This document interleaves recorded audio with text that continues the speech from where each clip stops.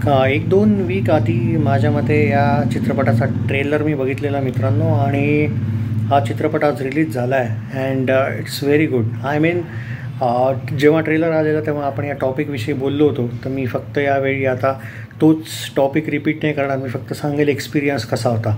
मित्रांनो, सगळ्यात पहिले तर जेव्हा तुमचे 6-6, 7-7 फिल्म्सशी क्लॅश होतात, ते पण मराठी चित्रपट आपापसात जेव्हा क्लॅश करतात, तेव्हा काही चित्रपट असे होतात जे काय म्हणतात त्याला दुर्लक्षित होतात, जो की या चित्रपटाविषयी मी म्हणेल की दुर्लक्ष झालं असेल या मूव्हीकडे लोकांचं. कारण आता तुम्ही स्क्रीन काउंट्सचा प्रॉब्लेम येतो, शोजचा प्रॉब्लेम येतो. आता एका वेळा जर तुम्ही 4-4, 5-5 क्लॅश करणार असाल तर ऑब्व्हियसली या चित्रपटाची चर्चा तुम्हाला कुठेच दिसणार नाही आहे. आणि याविषयी जर बोलायला गेलं तर हा मस्ट वॉच आहे.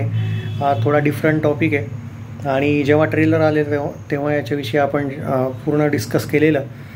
तर मी एवढंच सांगेल की जर मी याविषयी तर नाही म्हणणार तुम्ही की कारण प्रत्येक थिएटर्समध्ये वगैरे तर मी जेवढं बघितलं आहे बुकमा शो वगैरेवर सगळीकडे तर रिलीज नाही झालेला आहे हा.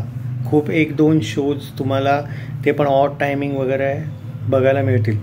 तर माझं एवढंच तुम्हाला म्हणणं आहे, जर तुमच्या इथं हा चित्रपट लागला असेल तर नक्की थिएटर्समध्येच बघणं प्रेफर करा. कारण डिफरंट टॉपिक आहे. रोजसारखे जे रोजचे आपले टॉपिक्स असतात मराठी इंडस्ट्रीतले आजकाल मी जेवढे बघितले आहेत वेगवेगळे विषय हे लोक आणत आहेत. आणि या चित्रपटाविषयी तर ओव्हरऑल पण असं बघायला जेव्हा तुम्ही ट्रेलर पण बघाल तेव्हा तुम्ही म्हणाल वेगळी कन्सेप्ट आहे जरा. तर बघा, तुमच्यावर आहे. बाकी मी या चित्रपटाला 5मधून 3.5 रेटिंग देईल.